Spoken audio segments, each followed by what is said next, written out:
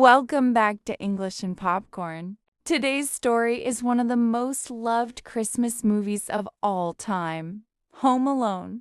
This movie is perfect for learning English because it's full of everyday family conversations, funny dialogues, and simple expressions you can use in real life.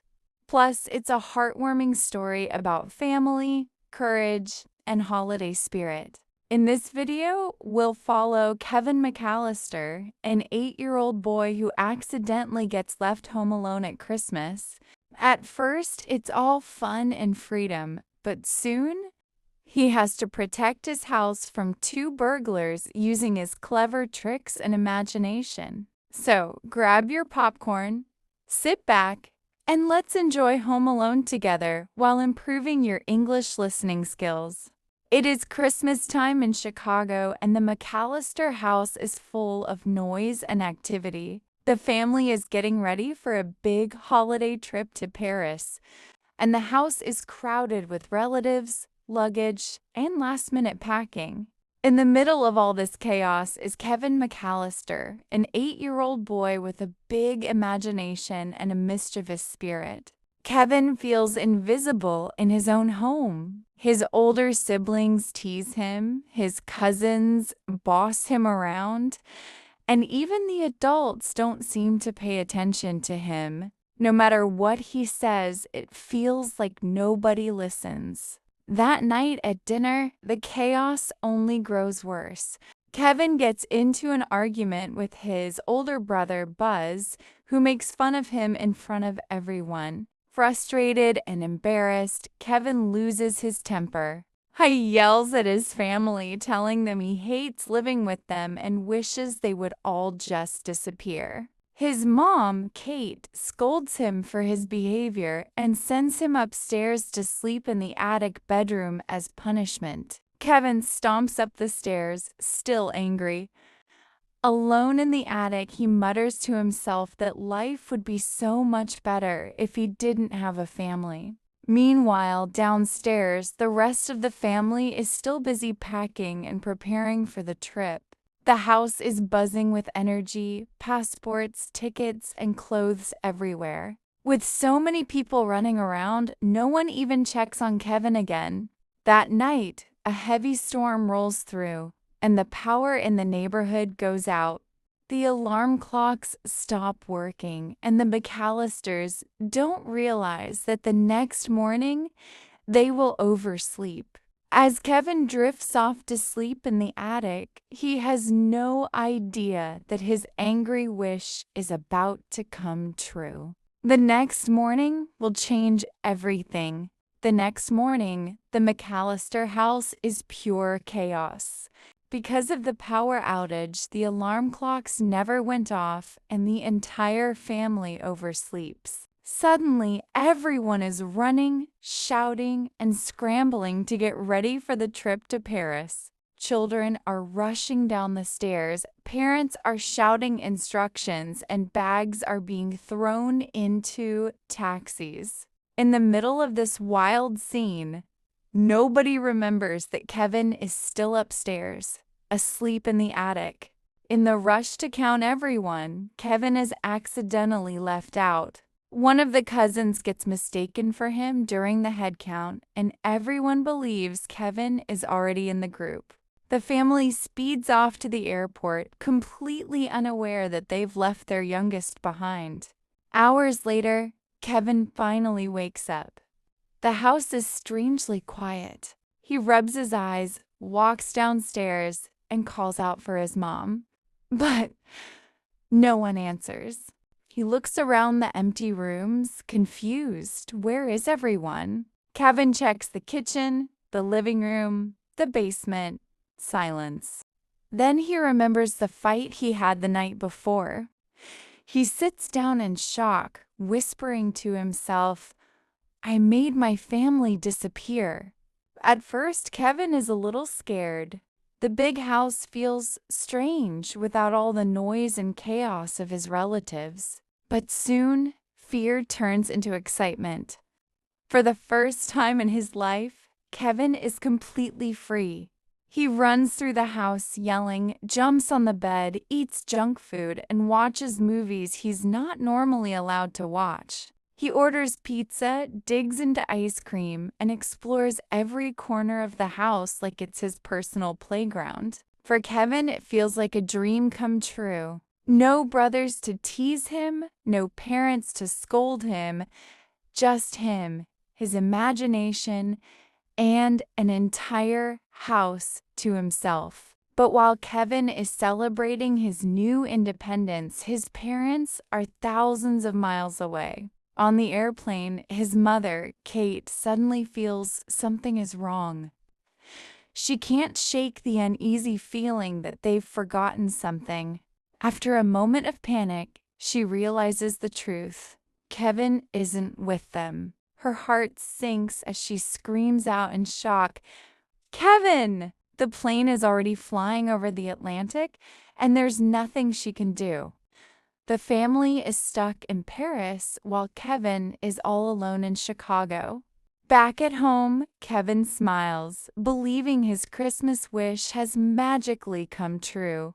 But he doesn't yet realize that being home alone is not as easy or as safe as it seems. The real adventure is only beginning.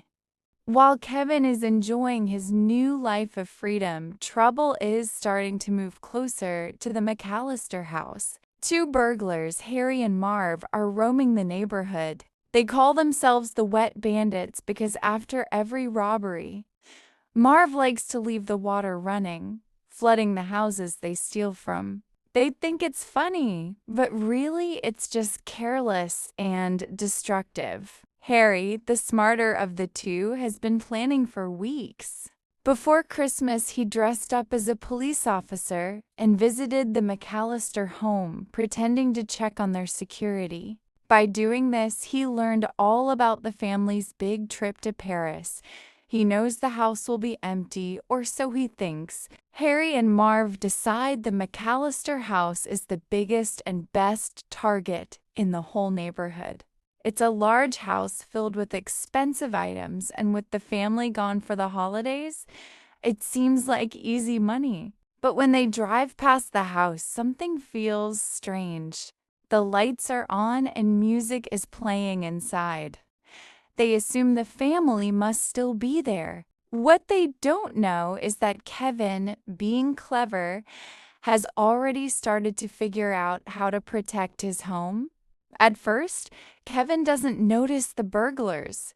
He is too busy living his dream life, eating popcorn, watching TV, and jumping on furniture. But one night, while looking out the window, he sees Harry and Marv sitting in their van. He hears them talking about the neighborhood and realizes they plan to rob the houses. Fear rushes through him. He is just an 8-year-old boy. How can he stop two grown men? He hides under the bed at first, wishing his family were there. But then Kevin remembers how everyone always treated him like the little one, too young to do anything important. Now, with no one else around, it's up to him to take charge. Kevin makes a bold decision. If these burglars come into his house, he will protect it no matter what. He starts watching the burglars carefully. He notices their habits, the times they drive by, and the way they talk. He realizes they believe the house is empty, and that gives him an advantage. To trick them, Kevin creates the illusion that the house is still full of people. He sets up mannequins, toys, and even plays music loudly to make it seem like there's a big party happening inside. From the outside, it looks convincing enough to scare Harry and Marv away, at least for now. But the burglars are determined. They are sure that eventually the family will leave and the house will be empty. They decide to come back later and try again. Kevin knows he can't rely on tricks forever. If Harry and Marv return, he'll need to be ready. And so, he begins to prepare. The sun sets on Christmas Eve, and Kevin knows this will be the night Harry and Marv make their move. He has seen them circling the block too many times, and he knows they won't give up. Instead of hiding, Kevin decides to fight back. He spends the whole afternoon creating a series of clever traps around the house. With ropes, glue, nails, and toys, he turns his home into a battlefield. Every corner is carefully prepared: hot doorknobs, icy stairs, swinging paint cans, broken ornaments on the floor, and even feathers to humiliate the intruders. Before the burglars arrive, Kevin takes a moment to sit by himself. He feels both nervous and proud. He is only 8 years old, but he has taken on a challenge most adults would run from. After eating a simple dinner of macaroni and cheese, Kevin whispers a small prayer for courage. Then the battle begins. Harry and Marv arrive, convinced they will finally rob the McAllister house. They break in, laughing at the idea of outsmarting a child. But their confidence doesn't last long. As soon as Harry tries to open the front door, he burns his hand on the heated doorknob and screams in pain. When Marv sneaks in through a window, he steps on sharp glass ornaments scattered on the floor. Each trap leaves them hurt, frustrated, and angrier than before. But Kevin is always one step ahead. From the upstairs balcony, he releases swinging paint cans that slam into their faces. He covers the stairs in ice so they slip and fall again and again. He even uses a toy car collection as a slippery trap that sends them crashing to the ground. Every time the burglars think they've caught him, Kevin escapes. He darts through the house, laughing and taunting them, leading them right into his traps. Harry and Marv are determined, but they quickly realize they are no match for a boy who knows every corner of the house and isn't afraid to use his imagination. The burglars grow more furious with every mistake. Covered in feathers, burns, bruises, and bumps, they chase Kevin through the house like clumsy clowns in a comedy show. Their tough guy image disappears as they stumble into one disaster after another. Finally, Kevin lures them outside and into his neighbor's empty house. It seems like the burglars had finally caught him, but Kevin has one last trick up his sleeve. He sets a trap to stall them just long enough to call the police. By the time Harry and Marv think they've won, the sound of sirens fills the air. The battle is over, but Kevin knows Christmas Eve isn't done yet. Kevin's traps have done their job. Harry and Marv, beaten and humiliated, finally think they've cornered him inside the neighbor's house. But Kevin is clever. He has already called the police and set one final trick. Just as the burglars grab him, the sound of sirens fills the night. The police burst through the door and Kevin slips free. Harry and Marv are finally caught, handcuffed, and dragged away. They shout angrily about the little kid who ruined their big plan. But it doesn't matter. Kevin has won. The McAllister home is safe. Exhausted, Kevin quietly walks back to his house. For the first time all day, the excitement fades, and he feels the weight of being alone. He looks out the window at other families celebrating Christmas Eve together. He whispers softly, wishing his own family could be there too. Meanwhile, far away, Kate McAllister is desperately trying to get home. Ever since she realized Kevin was left behind, she has done everything possible to return to Chicago. She argues with airline workers, trades tickets, and even hitches a ride in a van with a group of traveling musicians. Her only thought is getting back to her son before Christmas morning. On Christmas Day, Kevin wakes up to find the house quiet and still. He walks through the rooms, half expecting his family to appear, but no one is there. He sighs, a little disappointed, and sits by the Christmas tree. Suddenly, the front door opens. Kevin looks up in shock as his mother steps inside. The two of them run to each other and Kate hugs him tightly, tears in her eyes. Kevin forgives her instantly, just happy to see her again. Moments later, the rest of the family arrives, having caught a later flight. The house is filled once again with laughter, hugs, and holiday chaos. Kevin's wish has been answered in the best way possible. His family is back. Though they don't know the full story of his adventure, Kevin quietly smiles to himself. He has learned something important.